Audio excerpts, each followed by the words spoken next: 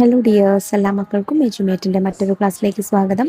ഇന്നത്തെ ക്ലാസ്സിൽ നമ്മൾ നോക്കാനായിട്ട് പോകുന്നത് 3ാം ക്ലാസ്സിലെ മക്കളുടെ മാത്സിൻ്റെ ഒരു മോഡൽ ക്വസ്റ്റ്യൻ പേപ്പറാണ്. മലയാളം മീഡിയം കൂട്ടുകാർക്ക് വേണ്ട ചോദ്യപേപ്പർ നമ്മൾ ഓൾറെഡി അപ്ലോഡ് ചെയ്തിട്ടുണ്ട്. അതുപോലെ വേറൊരു സെറ്റ് ക്വസ്റ്റ്യൻ പേപ്പറും നമ്മൾ ഓൾറെഡി അപ്ലോഡ് ചെയ്തിട്ടുണ്ട്. ആ വീഡിയോ കാണാത്തവർ STD3 ക്വസ്റ്റ്യൻ പേപ്പേഴ്സ് എന്നുള്ള പ്ലേലിസ്റ്റ് ഉണ്ട്, അതിൽ പോയി നോക്കുക.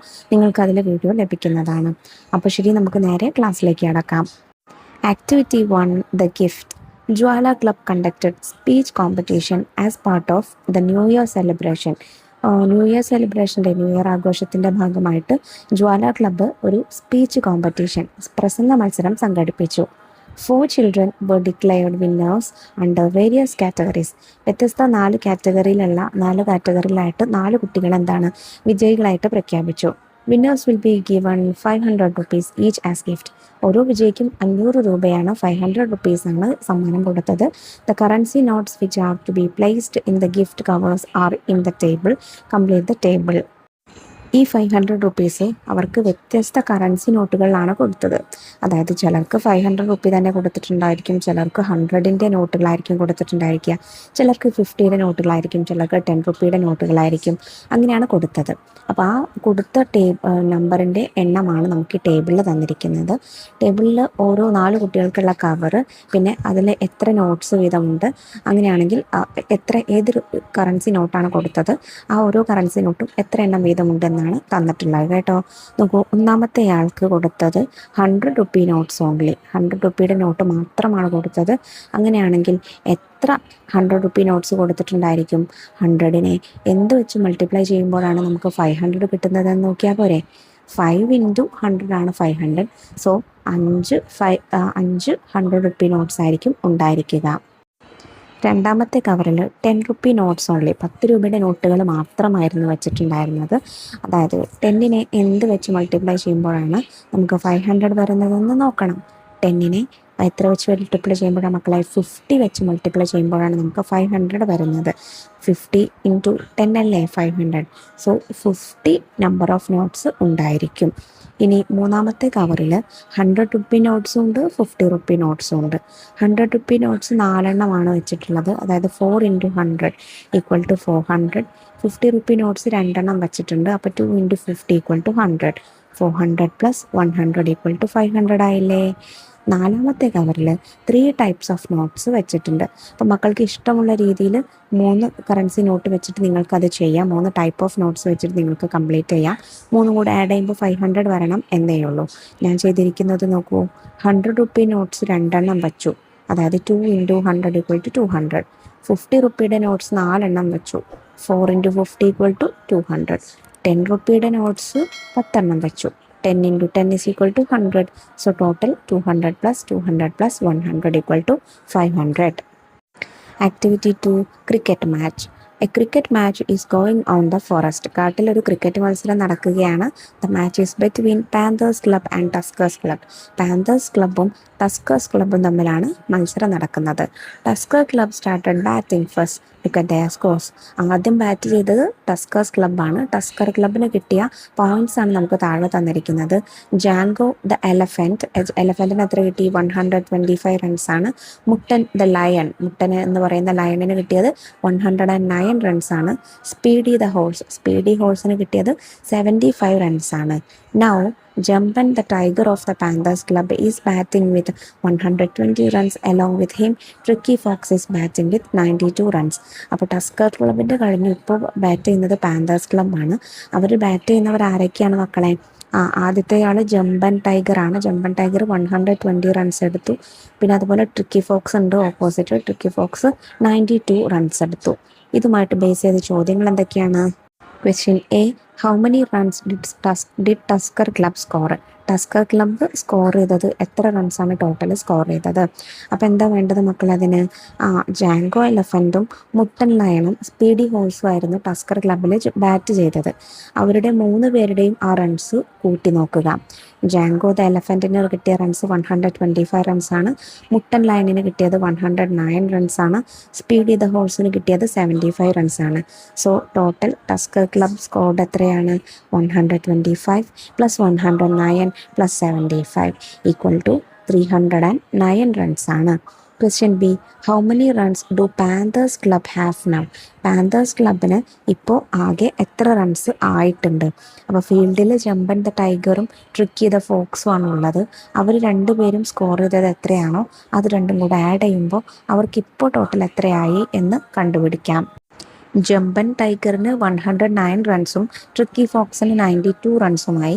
So Panthers club has 109 plus 92 equal to 212 റൺസാണ് ഇപ്പോൾ ആയത്. Question C, how many more runs are needed for Panthers club to win the match? കളി ജയിക്കാനായിട്ട് പാന്തേഴ്സ് ക്ലബിന് ഇനി എത്ര റൺസ് കൂടെ വേണം എന്നാണ് ക്വസ്റ്റ്യൻ. അപ്പോൾ എങ്ങനെയാണ് മക്കളെ കാണാം? ടസ്കർ ക്ലബ്ബ് 309 റൺസാണ് എടുത്തത്. അപ്പോൾ കളി ജയിക്കണമെങ്കിൽ പാന്തേഴ്സ് ക്ലബ്ബ് 310 റൺസ് എടുക്കണം, എങ്കിലല്ലേ മാച്ച് ജയിക്കുള്ളൂ. 309 തന്നെ എടുത്താൽ അവരെന്താവും? സമനിലയാവും അല്ലേ? അപ്പോൾ 310 റൺസ് വേണം. അപ്പോൾ അവരിപ്പോൾ ടാർഗറ്റ് ടു വിൻ എന്ന് പറയുന്നത്, അതായത് ജയിക്കാനായിട്ട് വേണ്ടത് 310 റൺസാണ്. കറണ്ട് സ്കോർ, ഇപ്പോൾ ഉള്ള സ്കോർ 212 റൺസാണ്. അങ്ങനെയാണെങ്കിൽ പാന്തേഴ്സ് ക്ലബ്ബിന് ഇനി എത്ര ആവശ്യമുണ്ട്? ഈ 310ൽ നിന്ന് 212 മൈനസ് ചെയ്താൽ മതി. 310 minus 212 is equal to 98 more runs to win the match. 98 runs കൂടെ ഉണ്ടായാൽ പാന്തേഴ്സ് ക്ലബിന് മാച്ച് ജയിക്കാം. Activity 3, write the measures. Question A, various measuring utensils and weighing scales are given in the pictures. Complete the table writing the measurements and their units. നമുക്ക് വ്യത്യസ്ത തരത്തിലുള്ള weighing സ്കെയിൽസും അതുപോലെ measure ചെയ്യുന്ന ഉപകരണങ്ങളുമാണ് ചിത്രത്തിൽ ടേബിളിൽ തന്നിരിക്കുന്നത്. ഓരോന്നും എത്ര വീതം മെഷർ ചെയ്താൽ എത്ര മില്ലി ലിറ്റർ അല്ലെങ്കിൽ എത്ര ലിറ്റർ ആവും, എത്ര കിലോഗ്രാം ആവും എന്നൊക്കെ എഴുതാനാണ് പറഞ്ഞിട്ടുള്ളത്. സോ ഫസ്റ്റ് നോക്കൂ, 5 മില്ലി ലിറ്ററിൻ്റെ ഒരു യൂട്ടൻസിൽ 2 തവണ അളന്നപ്പോൾ നമുക്ക് എത്രയായി? 5 × 2 = 10 മില്ലി ലിറ്റേഴ്സ് ആയി. അടുത്ത യൂട്ടൻസിൽ വരുന്നത് 200 മില്ലി ലിറ്റർ ആണ്. 200 മില്ലി ലിറ്ററിൽ ആ കപ്പ് കൊണ്ട് നമ്മൾ 4 ടൈംസ് മെഷർ ചെയ്താൽ, 4 ടൈംസ് അളന്നാൽ എത്ര വരും? 200 × 4 = 800 മില്ലി ലിറ്റേഴ്സ് വരും. അടുത്തത് 1 ലിറ്ററിൻ്റെ കപ്പാണ്. 1 ലിറ്റർ കപ്പ് കൊണ്ട് 3 ടൈംസ് നമ്മൾ മെഷർ ചെയ്താൽ 1 × 3 അല്ലെങ്കിൽ 3 × 1 = 3 ലിറ്റേഴ്സാണ് വരുന്നത്. പിന്നെ അടുത്തത് 500 ഗ്രാമിൻ്റെ വെയിങ് ആണ്. അത് വെയിങ് സ്കെയിലാണ്. അതിനെന്താണ്? 4 ടൈംസ് നിങ്ങൾ മെഷർ ചെയ്യണം. അതായത് 4 × 500 ചെയ്യണം, അല്ലെങ്കിൽ 500 × 4 ചെയ്യണം. 4 × 500 എത്രയാണ് മക്കളെ? 2000 ആണ്. 2000 ഗ്രാം ആണ്. അപ്പോൾ 2000 ഗ്രാം എന്ന് പറയുന്നത് എത്ര കിലോഗ്രാം ആണ്? 1000 gram is equal to 1 kilogram ആണ്. അങ്ങനെയാണെങ്കിൽ 2000 ഗ്രാം എന്ന് പറയുന്നത് 2 kilograms ആണ്. ഇതിലെ B question, the height and weight of Leju in the 3rd standards is given, write the correct unit. 3ാം ക്ലാസ്സിൽ പഠിക്കുന്ന ലെജുവിൻ്റെ ഹൈറ്റും വെയ്റ്റും നമുക്ക് താഴെ തന്നിട്ടുണ്ട്. അതിൻ്റെ കറക്റ്റായിട്ടുള്ള യൂണിറ്റ് എഴുതി കൊടുക്കണം. സോ നമുക്കറിയാം ഹൈറ്റ് നമ്മൾ മെഷർ ചെയ്യുന്നത് 128 സെൻറ്റിമീറ്റേഴ്സ് ആണ്. വെയ്റ്റ് മെഷർ ചെയ്യുന്നത് കിലോഗ്രാമിലാണ്, അതായത് 35 kilograms ആണ്. Activity 4, vegetable garden. The picture shows the vegetables Milan got from his school vegetable garden today. മിലന് അവൻ്റെ സ്കൂൾ വെജിറ്റബിൾ ഗാർഡനിൽ നിന്ന് ഇന്ന് കിട്ടിയ പച്ചക്കറികളുടെ ചിത്രമാണ് താഴെ തന്നിട്ടുള്ളത്. Complete the table writing the numbers of each vegetable. ഇതിൽ ഓരോ വെജിറ്റബിളും എത്ര എണ്ണം വീതമുണ്ടെന്ന് എണ്ണി നോക്കിയിട്ട് താഴെ നമുക്ക് ഒരു ടേബിൾ തന്നിട്ടുണ്ട്. ആ ടേബിൾ ഫില്ല് ചെയ്ത് കൊടുക്കണം. നോക്കൂ, ക്വസ്റ്റ്യൻ എ ആണത്. നെയിം ഓഫ് ദ വെജിറ്റബിളും ഓരോ വെജിറ്റബിളും എത്ര എണ്ണം വീതമുണ്ടെന്നുമാണ് ടേബിളാണ് തന്നിരിക്കുന്നത്. ആദ്യത്തെ വെജിറ്റബിൾ എന്താണ് മക്കളെ? പംകിൻ. പംകിൻ എന്ന് വെച്ചാൽ നമ്മുടെ മത്തൻ അല്ലേ? എത്ര എണ്ണം ഉണ്ട് മുകളിലുള്ളത്? 1 2 3 4 5 6 7 പംകിൻസ് ഉണ്ട്. നെക്സ്റ്റ് ടൊമാറ്റോ ആണ്.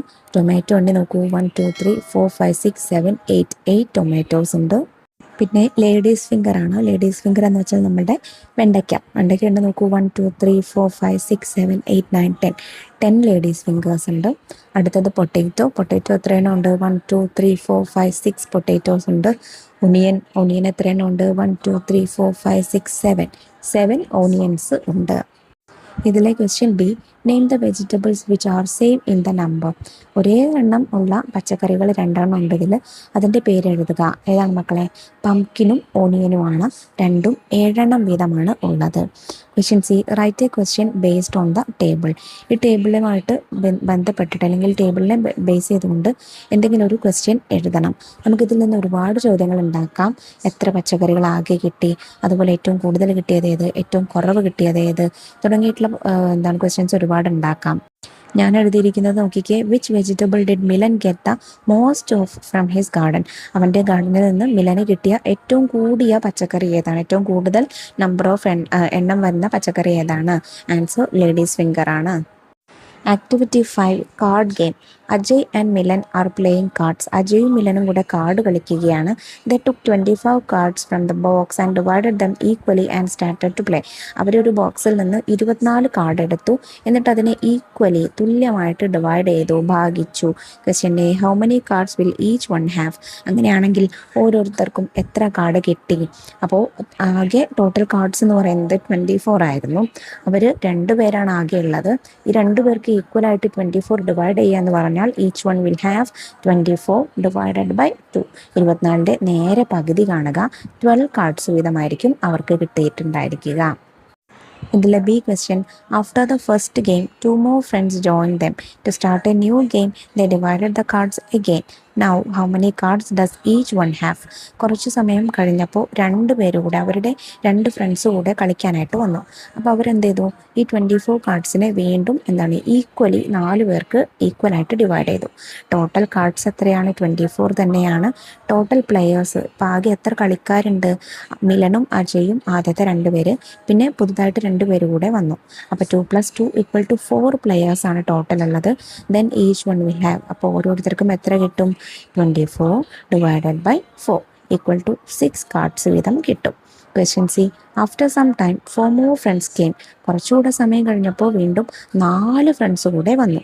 They took 24 cards from the box and mixed with the cards they were already playing. അപ്പോൾ അവരെന്ത് ചെയ്തു? അവർ കളിച്ചുകൊണ്ടിരിക്കുന്ന ഈ കാർഡിലേക്ക് ബോക്സിൽ നിന്ന് വീണ്ടും ഒരു 24 കാർഡ് കൂടെ എടുത്ത് മിക്സ് ചെയ്തു. അതായത് അവർ കളിച്ചുകൊണ്ടിരിക്കുന്ന കാർഡ്സിൻ്റെ എണ്ണം 24 ആണ്. അതുകൂടാതെ വേറെ 24 കാർഡ്സ് കൂടെ എടുത്തു. സോ ടോട്ടൽ കാർഡ്സ് 24 + 24 = 48 കാർഡ്സ് ആയി. Then they divided the cards equally to start a new game. ഇനി അവർ പുതിയ ഗെയിം തുടങ്ങാനായിട്ട് ഈ 48 കാർഡ്സിനെ ഈക്വലി ഫ്രണ്ട്സിനിടയ്ക്ക് ഈക്വലി ഡിവൈഡ് ചെയ്തു. Now how many cards will each one have? Put a tick mark on the correct answer. അങ്ങനെയാണെങ്കിൽ ഓരോരുത്തർക്കും എത്ര കാർഡ് കിട്ടുമെന്നാണ് ക്വസ്റ്റ്യൻ. സോ നമുക്കറിയാം മക്കൾ, എന്താണ് ടോട്ടൽ കാർഡ്സ് എന്ന് പറയുന്നത്? ആദ്യത്തെ 24ഉം പിന്നെ രണ്ടാമതെടുത്ത 24ഉം. 24 + 24 = 48.